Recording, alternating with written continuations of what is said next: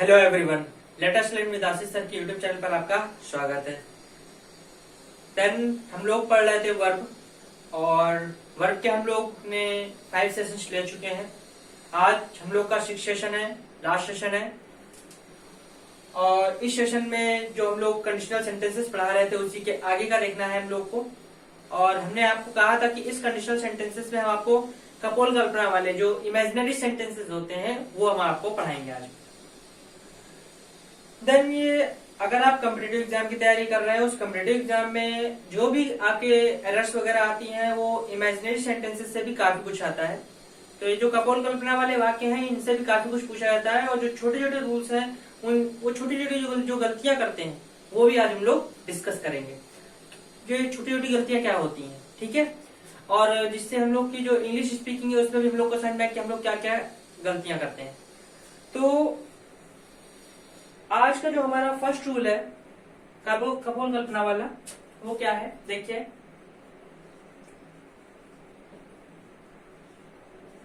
Rule number 1 क्या कहता है? रूल नंबर 1 ये है कि जैसे कोई कपोल कल्पना होती क्या है? कल्पना करना, जैसे कि इमेजिन करना कि काश मैं ये होता, काश मैं ये होता, काश मैं राजा होता, काश मैं लड़की होता, काश मैं पंछी होता तो हवा में उड़ता, ऐसा कुछ होता। ठीक, तो इन सेंटेंसेस में क्या होता है? देखो, इन सेंटेंसेस में सबसे बड़ी बात तो ये रहती है कि जो सब्जेक्ट होता है, जो उसके जो वर्ब यूज होगी वो हमेशा किस में यूज होगी? प्लूरल में यूज होगी। जो सब्जेक्ट के साथ वर्ब यूज होगी वो हमेशा कैसी यूज होगी? प्लूरल यूज होगी। एंड दूसरी बात क्या है? जो वर्ब यूज होगी वो कैसी फॉर्म होगी? पास्ट फॉर्म होगी। कौन सी फॉर्म यूज होगी? पास्ट फॉर्म में, नॉट प्रेजेंट। क्योंकि आप प्रेजेंट में वो चीज नहीं, आपसे वो इमेजिन कर रहे हो, तो इमेजिन करने वो चीज कहां चली गई? पास्ट में चली गई। वो चीज आप हो नहीं, प्रेजेंट में नहीं हो, पास्ट में। मतलब कि आप इमेजिन कर रहे हो कि आप ऐसे होते। ठीक, इस वजह से इसमें जो वर्ब यूज होनी है वो कैसी यूज होनी है? पास्ट यूज होनी है। तो रूल लिख लीजिए कि कपोल कल्पना वाले वाक्यों में जो वर्ब है वो हमेशा प्लूरल यूज होती है। वर्ब कैसी यूज होती है? हमेशा प्लूरल यूज होती है। एंड और यह सदैव पास्ट फॉर्म में होती है, पास्ट टेंस में होती है। ठीक है, और यह सदैव किस में होती है? पास्ट टेंस में होती है। तो हम लोग इसका एक एग्जांपल देखते हैं, ठीक है। तो एग्जांपल नंबर 1 क्या है? If I was a girl, if I was a girl, I would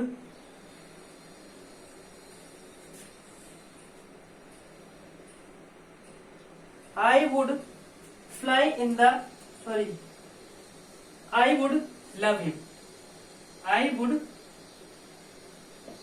love him. लड़की आकाश थोड़ा उड़ेगी। If I was a girl I would love him. काश मैं लड़की होती तो मैं उसे प्यार करती। ठीक, ये तो होगा।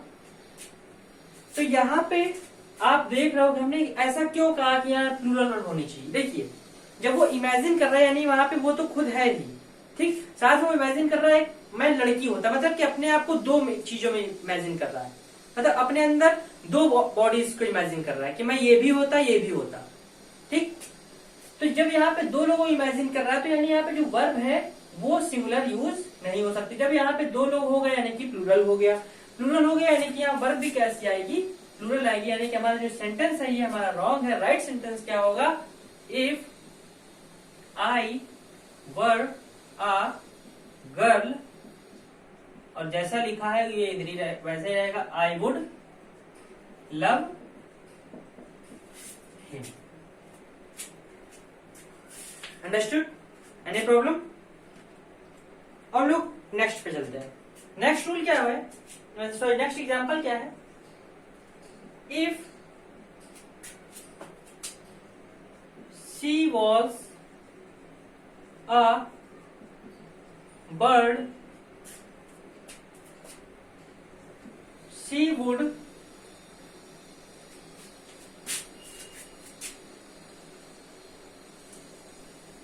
फ्लाई इन द स्काई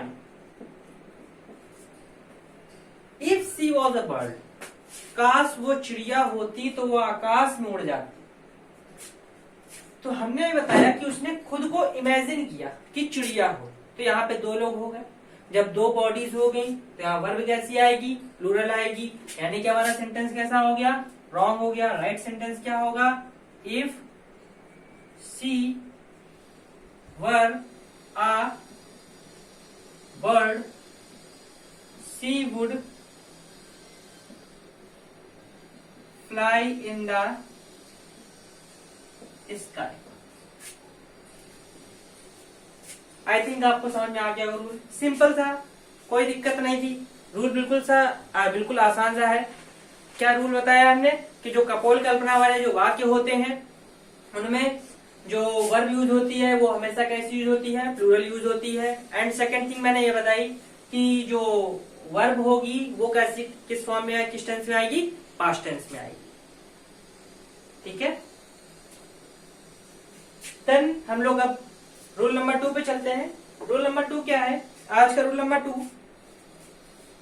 ये भी कपोल कल्पना वाला ही है। इसमें भी कल्पना ही की जा रही है, जैसे हम बोलते नहीं, मानो कि तुम ये कर गए, मानो तुम ये होते तो ये कर जाते, ऐसा कुछ होता। तो इस कपोल कल्पना वाले वाक्य में देखिए क्या होगा।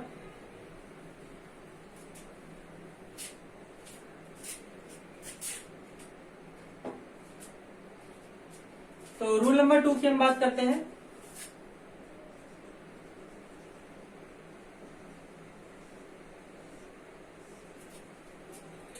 रूल नंबर 2 में हम बात करते हैं कि दो वर्ड्स हैं,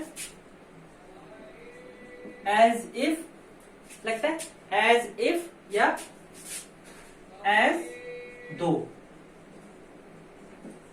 एज इफ या एज दो। देखो दोनों का मीन्स देख लो, हम लिख देते हैं यहाँ पे। दोनों का मीन्स होता है मानो की। क्या मतलब होता है, मानो की। ठीक है, तो इसके पहले कुछ सेंटेंस लिखा होगा और इसके बाद में कुछ सेंटेंस लिखा होगा। यहाँ पे कुछ सेंटेंस लिखा होगा, कोई एक वाक्य लिखा होगा और इसके बाद भी कुछ वाक्य लिखा होगा। तो हमें इसके बाद वाले में चेंजेस जानना है कि इसके बाद वाले में चेंजेस क्या होते हैं। क्योंकि इसके बाद वाले में चेंजेस ये होता है कि जो इसके बाद वाला सेंटेंस होगा किस टेंस में होगा, पास्ट टेंस में होगा। पहला चेंज कि प्रेजेंट टेंस में नहीं होगा, ना ही फ्यूचर में होगा, किस में होगा, पास्ट टेंस में होगा। एज इफ या एज दो के बाद जो भी टेंस होगा वो कौन सा टेंस आएगा, पास्ट टेंस आएगा। और इसमें भी जब हमने बताया जब कोई चीज मानी जाती है तो मानने में क्या होता है, टू बॉडीज आ जाती हैं, यानी प्लूरल बन जाता है। जब प्लूरल आ जाता है तो यहाँ पे वर्ब कैसी आएगी, हमेशा प्लूरल आएगी। चाहे एक वचन करता हो चाहे बहुवचन करता हो, दोनों के साथ बहुवचन क्रिया ही आनी है। ठीक है, तो यहाँ वर्ब भी कैसी आनी है, प्लूरल वर्ब। एक वचन कर्ता के साथ भी बहुवचन की क्रिया आएगी। समझ गए बात को। अब हम इसका एग्जाम्पल देखते हैं कि एग्जाम्पल क्या है इसका।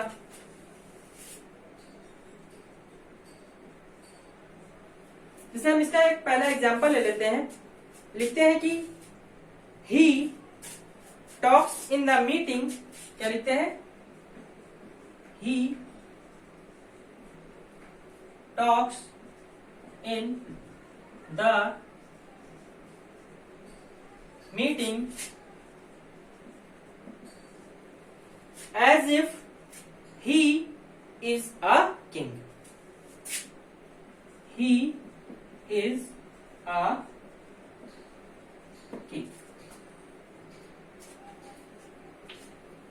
He talks in the meeting as if he is a king. मतलब तो आपको साफ से समझ में आ रहा है, वो मीटिंग में ऐसे बात करता है मानो कि वह एक राजा हो। वह मीटिंग में ऐसे बात करता है मानो कि वह एक राजा हो। तो राजा है नहीं, वो अपने आप को मानता है कि वो राजा है।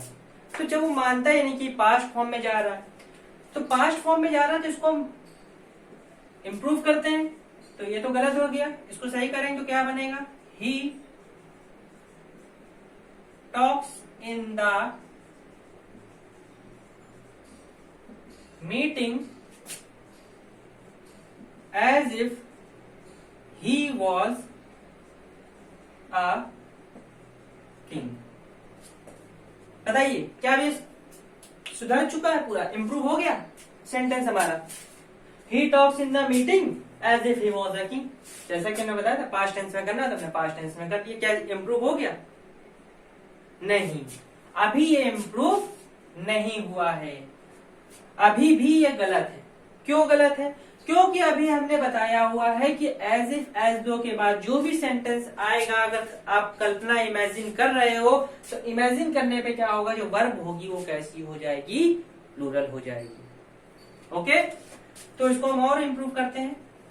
इस बार लिखते हैं he talks in the meeting as if he were a king. Now that's the right sentence. Okay? तो he talks in the meeting as if he were a king. ठीक है? तो समझ में आ गया कि बहुत ही सिंपल बताया हुआ है। कुछ भी आपको रूल नहीं याद रखना है। आप फिर इतनी बात याद रखो, जब भी आपका कहीं इमेजिनरी सेंटेंस आ जाता है, कैसा सेंटेंस आ जाता है, इमेजिनरी, वहां पे आप इमेजिन कर रहे हो कि माना ये होते, माना ये होते, तो ऐसा जब भी आप इमेजिन करें तो एक बात याद रखना कि जो टेंस होगा उसके बाद वो हमेशा पास्ट टेंस में होगा। उसके लिए जो वर्ब यूज होगी वो हमेशा कैसी यूज होनी है, प्लूरल यूज होनी है। बिल्कुल सिंपल सा मेथड है, इसमें जरा सा भी आपको माइंड नहीं लगाना, बिल्कुल आपको नियम बिल्कुल तैयार, नियम रटने की जरूरत नहीं होती है, नियम रटना नहीं है यहाँ पे, नियम रटाए नहीं जाते, यहाँ नियम समझाए जाते हैं, रूल्स समझाए जाते हैं। आपको सिर्फ रूल्स समझना है। एक बार अगर आपने समझ लिया, दोबारा ऐसा कुछ भी हो, एज इफ एज दो कुछ भी आना हो, उससे मतलब नहीं। आपने बस देखा कल्पना हो रही, इमेजिन हो रहा है, यानी यहाँ पे टेंस पास्ट होना चाहिए और वर्ब प्लूरल होनी चाहिए। ठीक है, तो ये आपको बिल्कुल समझ में आ जाना चाहिए। ओके,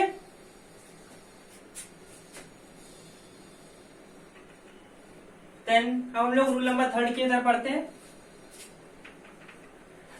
और अगर आपको सेशन अच्छा लग रहा हो तो फटाफट लाइक कर दीजिए, शेयर कर दीजिए, अपने दोस्तों को भी जोड़िए। और अगर आप हमारे चैनल में फर्स्ट टाइम आए हो तो फटाफट तुरंत हमारे चैनल को सब्सक्राइब कर दीजिए और बेल आइकन को भी प्रेस कर दीजिए, ताकि जो हमारी वीडियोज आती रहती हैं उनको आप देखते रहें और उसका फायदा उठाते रहें। तो क्योंकि आपको जब फ्री ऑफ कॉस्ट सब चीजें मिल रही हैं तो तुरंत उसको लपक लीजिए, नहीं तो वो चीज निकल सकती है। तो इसलिए तुरंत इसको लपक लीजिए, नहीं तो निकल जाएगा। अब हम लोग बात करते हैं रूल नंबर 3 की।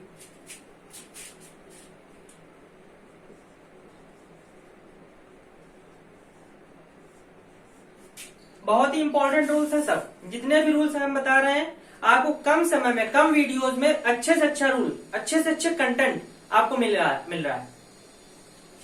वरना आप चाहो तो हम इसके वीडियोस 10 ही बना सकते हैं, 15 ही बना सकते हैं, खींच सकते हैं और भी ज्यादा, लेकिन क्या फायदा, उससे आपको ही प्रॉब्लम होगी, आपको ज्यादा वीडियोस देखने पड़े। इससे आपको एक ही 2 वीडियोस में सारे चीजें क्लियर हो जाए, ऐसी चीज होनी चाहिए। ठीक है, जिससे आपका टाइम भी वेस्ट ना हो, क्योंकि आपको पता ही है कि इस समय टाइम वेस्ट करने वाला समय है नहीं। पेपर एग्जाम्स इसमें इतनी तेजी से चल रहे हैं कि आप टाइम नहीं वेस्ट कर सकते हो, इसलिए कम समय में ज्यादा चीजें आपको मिल रही है, तो उसका तुरंत फायदा उठाइए। तो रूल नंबर 3 की बात करते हैं। रूल नंबर 3 बहुत ही सरल है, ये आपको पता ही है कि टेल के साथ लाई का यूज करते हैं, मतलब लाई के साथ टेल का यूज करते हैं और ट्रुथ के साथ स्पीक का यूज कर सकते हैं, स्पीक का यूज करते हैं। ये वर्ब इसी में हमने बताई है कि स्पीक द लाई नहीं हो सकता, टेल द ट्रूथ नहीं हो सकता। Tell the lie and speak the truth. Okay, ये तो सिंपल सा रूल है, इसमें कुछ भी ज्यादा कुछ खास नहीं करना है। जैसे कि अगर कोई एग्जांपल हम लेते हैं, लिखा हुआ है ही स्पीक्स अ लाई, ये लिखा हुआ, तो आपको पता है कि ये गलत है। ठीक, क्या होता है राइट सेंटेंस, क्या होता है, ही टेल्स अ लाई, ठीक, एंड स्पीक द ट्रूथ होता है। ओके, तो बहुत ही सिंपल रूल है, इसमें कुछ भी कुछ खास नहीं करना था। हमने कहा था कि ये आपके थोड़े जो आप इंग्लिश स्पीकिंग करते हैं उसमें भी थोड़ा मदद करेगा कि आप ये सब जो छोटी छोटी मिस्टेक्स है ये ना करें वर्ब को लेकर के। कि जो वर्ब जिस चीज के लिए यूज होती है उसको वहीं पे यूज करनी चाहिए, ठीक है। हर वर्ब हम हर जगह यूज नहीं कर सकते हैं। वर्ब की भी एक स्पेसिफिक जगह होती है कि उसको कहाँ किसके साथ यूज करना है, किस वर्ड के साथ यूज करना है, ठीक है। तो अब हम लोग नेक्स्ट की बात करते हैं, नेक्स्ट रूल की बात करते हैं, रूल नंबर 4।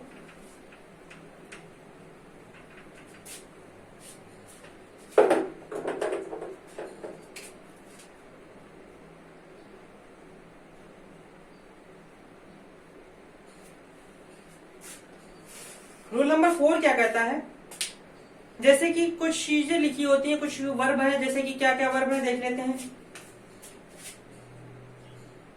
नो, से, सी एंड सिट। तो ये जो वर्ब है नो से, नो मीन्स जानना, से मीन्स कहना, सी मीन्स देखना एंड सिट मीन्स बैठना। तो इनके आगे क्या होता है कि कभी भी कोई प्रोग्रेसिव फॉर्म नहीं आती है। कैसी form? Progressive form means knowing नहीं हो सकता, इसका सेइंग नहीं हो सकता, इसका सीइंग नहीं हो सकता, इसका सिटिंग नहीं हो सकता। देख कैसे, नो प्रोग्रेसिव फॉर्म, ठीक है। प्रोग्रेसिव फॉर्म का मतलब होता है रहा, रही, रहे, यही तो मतलब होता है। रहा, रही, रहे।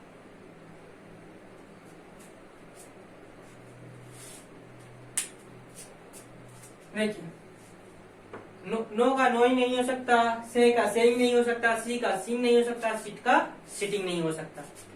तो देखिए इसको जैसे आपको कुछ लिखा हो कि लिखा है, एग्जाम्पल लेते हैं, आई हैव बीन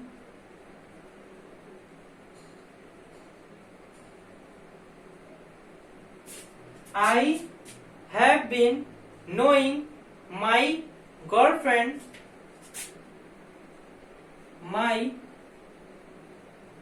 गर्लफ्रेंड, आजकल तो शॉर्टकट जमाना है, जीएफ भी लिख सकते हो। तो I have been knowing my girlfriend since July. वैसे भी जुलाई आई नहीं है, ठीक है। ये लिखा हुआ I have been knowing my girlfriend since July.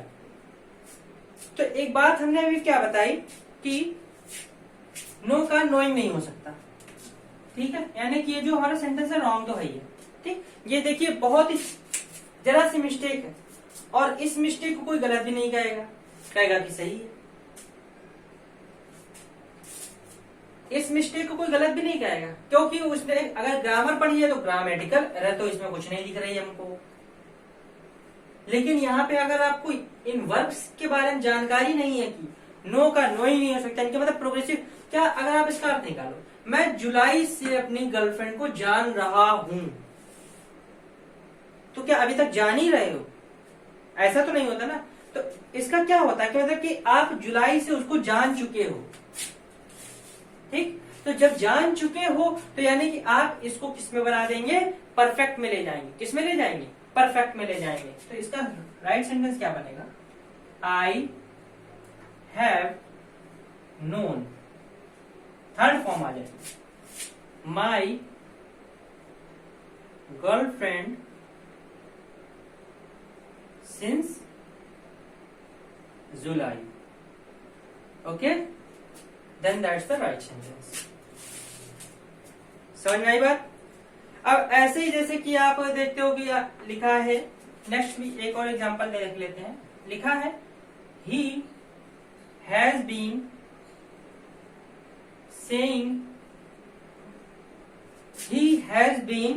Saying for 25 years, for 25 years। तो वह 25 सालों से बोल रही है। तो 25 सालों से बोल थोड़ी ना रहा है, तो 25 सालों से बोल चुका है, ठीक है। तो यहां भी ये सेंटेंस क्या होगा हमारा, रॉन्ग होगा। इसको जब हम राइट करेंगे तो क्या बनेगा, he has said for 25 years। क्या होगा, he has said for 25 years। अब ये सेंटेंस क्या हो गया, राइट हो गया। समझ में आई बात, कोई दिक्कत, पक्का। अब देखिए, अब जैसे कि हमने सिट का सिटिंग बताया, सिट का सिटिंग हो सकता है, बट कब होता है, present participle like an adjective form, ठीक। अगर सिंपल प्रेजेंट टेंस है तो आप वहां पे सिट का सिटिंग कर सकते हो, जैसे she is sitting in the chair, simple present tense में, but not present perfect continuous, okay. तो इसमें कोई दिक्कत नहीं होनी चाहिए। ऐसे ही जैसे लिखा है कि he was seeing the Taj yesterday, तो ये भी गलत है। भाई कल से क्या ताजमहल अभी तक देख ही रहा, ऐसा तो नहीं ना, वो तो देख चुका है ना, उसने तो देख लिया था आजकल। तो इसका हम ये टेंस कैसे बनेगा, he saw the Taj, he saw the Taj yesterday, उसने कल ताजमहल देखा। तो हमने क्या बताया, सिट का सिटिंग हो जाता है, बट कब होता है वो भी हमने बता दिया, जब सिंपल प्रेजेंट टेंस हो। कैसा टेंस हो, सिंपल प्रेजेंट टेंस हो, ठीक। He is sitting in the chair, he ऐसा कुछ होना चाहिए, ठीक। अब एक जो लास्ट रूल है, लास्ट रूल क्या, वो तो एक सिंपल सी चीज है कि आपको ज्यादा कुछ खास नहीं है। रूल नंबर 5 देख लेते हैं।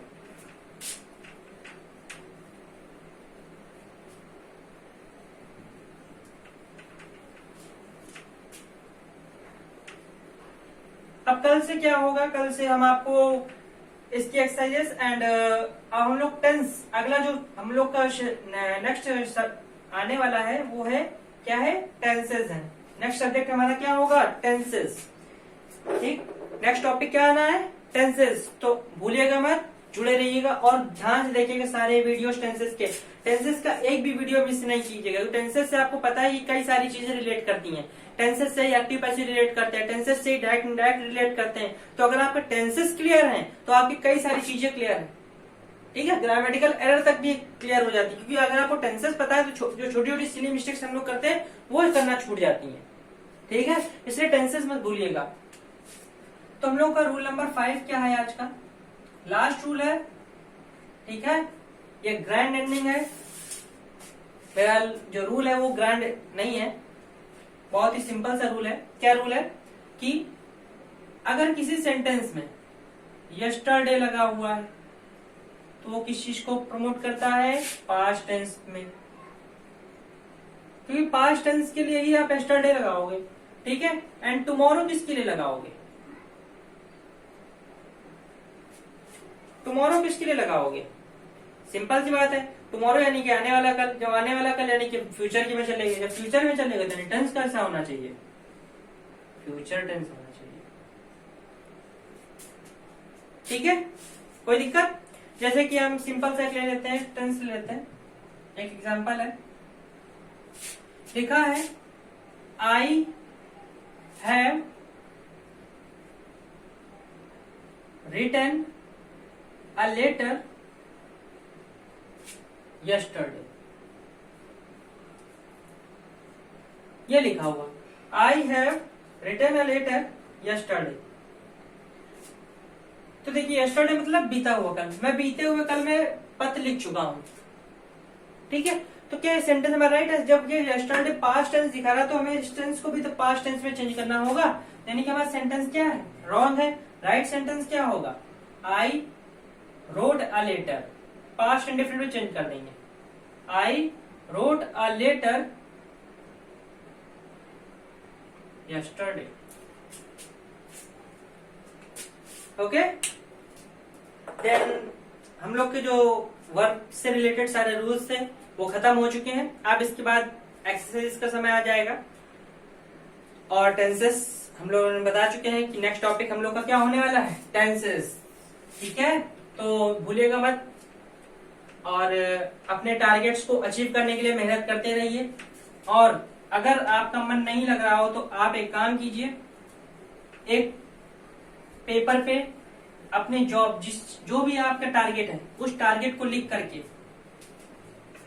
जहां भी आप सोते हो उसके सामने आप बिल्कुल गेट दीवार पे चिपका लीजिए, ताकि सुबह उठते ही जैसे ही आंख खुले पहले बस वो टारगेट दिखे, बस उस टारगेट में नजर जानी चाहिए, बस उस टारगेट को अचीव करने में आप लग जाइए। जब आप इतना जुनून लाएंगे तभी जाके वो टारगेट आपको मिलेगा, वो तो पता ही है, बिना जुनून के कुछ भी नहीं मिलने वाला है। ठीक है, तो अगर आपको कोई भी टारगेट चाहिए, कोई भी जॉब चाहिए तो उसके लिए बिल्कुल जुट जाएगी अपने। ठीक है, देन आज का सेशन हम लोग यहीं खत्म करते हैं। ठीक है, और मोटिवेशन जितनी रह चुके, मेरा मोटिवेट आपको होना होगा तो वही जाओ। Then okay, thank you, tata, bye bye.